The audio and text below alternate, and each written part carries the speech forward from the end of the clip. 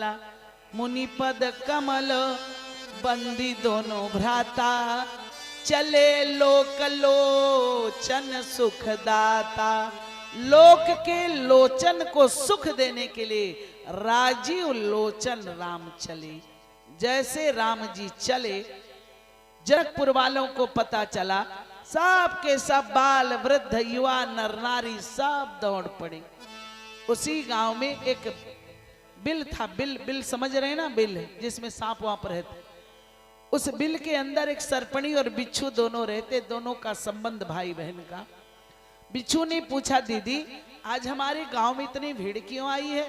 बिच्छू से सरपणी ने कहा, भैया जगत नियंता जगत आधार गुण खंड अनंत अनादि निराकार ब्रह्म सगुण साकार रूप में धरती पर अवतार लेकर दर्शन देकर भक्तों का उद्धार कर रहे हैं। अच्छा, बिच्छू ने कहा, कब तक पापी जीवन में भटकते रहेंगे? चलिए हम भी उनके चरण छूकर पापी जीवन से मुक्ति प्राप्त कर ले। सर्पिणी ने कहा, मैंने सोचा था भैया, लेकिन आपको पता है मैंने सुना है उनका चरण बहुत कोमल है। जब मैं चरणों में सिर झुकाने के लिए, सिर रखने के लिए सिर झुकाऊंगी तो सिर बाद में झुकेगी।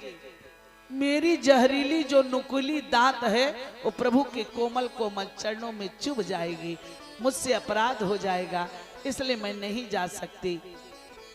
बिच्छू ने कहा, दीदी तुम्हारी तो बाद में झुकेगी, मेरा तो पहले से उठा रहता है, तो क्या करें, न जाएं? बोले जाएंगे। कैसे जाएंगे? कहा, एक काम करती हूं, मैं अपनी दांत तोड़ देती हूं, तुम अपना डंक तोड़ दो,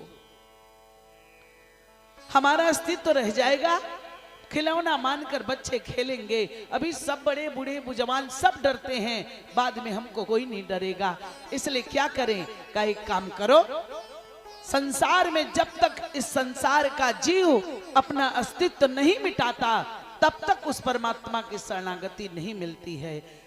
कहा, मिटा दो अस्तित्व को।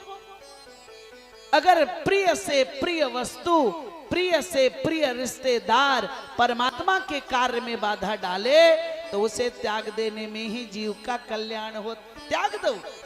प्रिय से प्रिय वस्तु शरीर का, प्रिय से प्रिय रिश्तेदार अगर परमात्मा के कार्य में बाधा डाले तो उनको त्यागने में ही जीव का कल्याण है, त्याग दो।